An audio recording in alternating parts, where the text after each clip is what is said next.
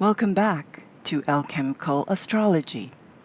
I am your celestial navigator, Melusine, and you can find me online at spiritreading.ca. I am a professional astrologer applying the tropical Western zodiac and heliacal cycles, as well as fixed star configurations, in my interpretations of celestial archetypes and how they apply to our individual and collective journeys. Before I delve into the sky dance of the new moon in Gemini occurring on May 30th, I'd like to explain what the moon represents and why we should be paying attention to its phases when we choreograph our actions in time to these rhythmic cycles. Unlike our sun, whose rays are a source of vitality and a spiraling growth outwards, the moon is the reflector of the two luminaries in our solar system and spirals energy inwards. This might explain the tendency, in many cultures, to attribute feminine qualities to the satellite orbiting our planet. The moon asks us to examine our internal landscape and illuminates what is driving our appetites, subconscious patterns, and insecurities. Instinct, intuition, and the full spectrum of emotions is within the lunar domain. Look to your natal moon to get a greater understanding of how you define a sense of security, how you respond to the divine feminine, particularly your relationship to your mother. On a mundane level, the moon represents the populace at large and how they might respond to global events. For a relatively small rock circling the Earth, this celestial body packs quite a punch and cannot be overlooked. In fact, it is the moon that keeps the Earth from tilting all the way on its side thanks to gravitational pull. This same force causes the ebb and flow of tides. Most women will attest to the fact that the lunar cycle of 28 days and their menstrual cycles are synchronized in timing. Some would go so far as to claim the full moon has direct impact on human behavior, as supported by hospital and crime data collection correlated to lunar phases. So here we are, in the 5th month of the Gregorian solar calendar marking the year 2022. With the first series of eclipses in our rearview mirror, we are being led into the next lunar cycle by way of a mutable air sign. The first thing that is immediately evident from an astrological point of view is this moon is unaspected. This means it is not aligned with any of the other planets in a major angle. In other words, nothing is acting to release, anchor, or block an ever-vacillating flow of emotion. The tendency with air signs is to overthink. That won't work in this situation. To complicate matters further, Gemini represents duality, so you may find yourself indecisive about topics related to the house it occupies in your natal chart. If you don't know where Gemini is natally, you can email me at melusine@spiritreading.ca and I'd be happy to relay that information to you. At 9 degrees Gemini, the moon begins a new phase in the first decan of this sign, which is ruled by Mercury. That being said, we need to examine where the ruler of Gemini is on the ecliptic. Mercury has retrograded back into Taurus at precisely the area that was our focus during the lunar eclipse. Mercury is the messenger of the gods and a psychopomp, the only one who can traverse the underworld and emerge intact.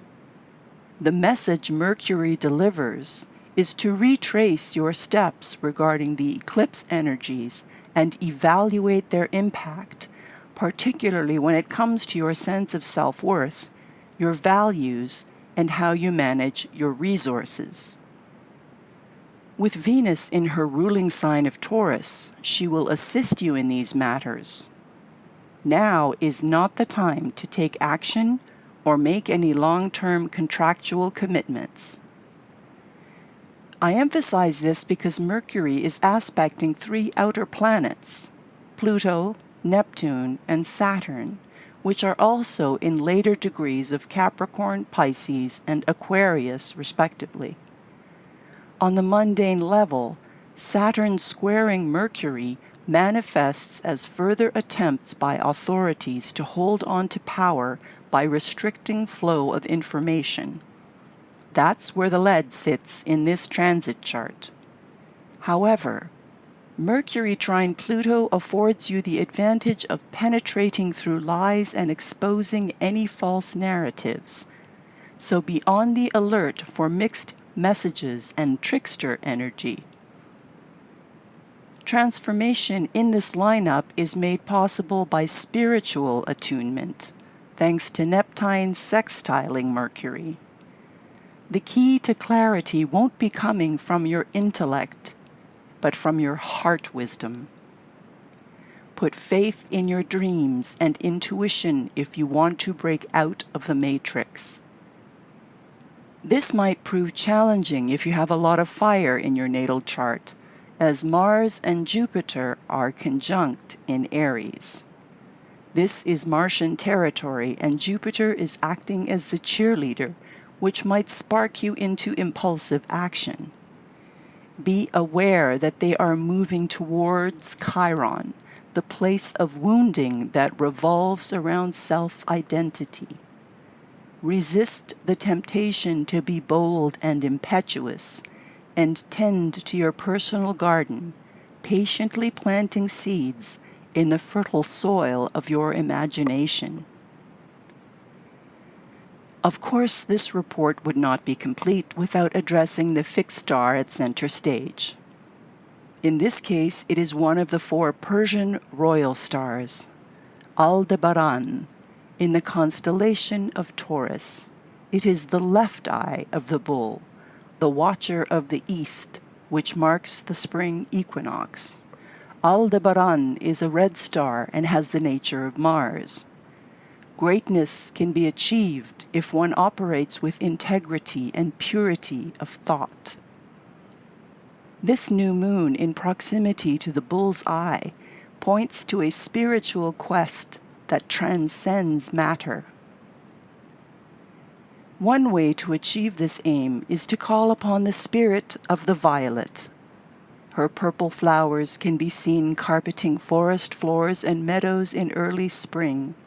She has a cool and moist character that can soothe a nervous temperament.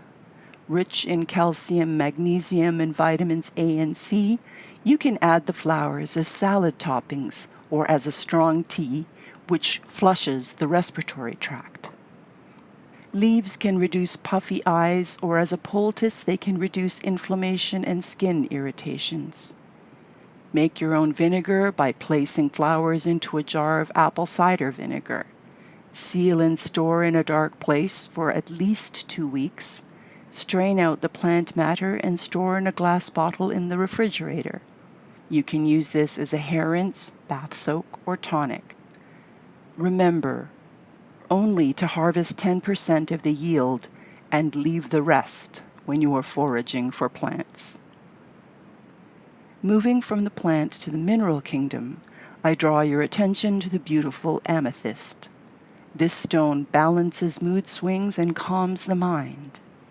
It tunes the endocrine system and equalizes the metabolism. You are more likely to remember your dreams and have a peaceful sleep if you put a sample under your pillow or by your bed. On that note, I wish you a peaceful and pleasant Gemini season, filled with growth and the promise of new possibilities.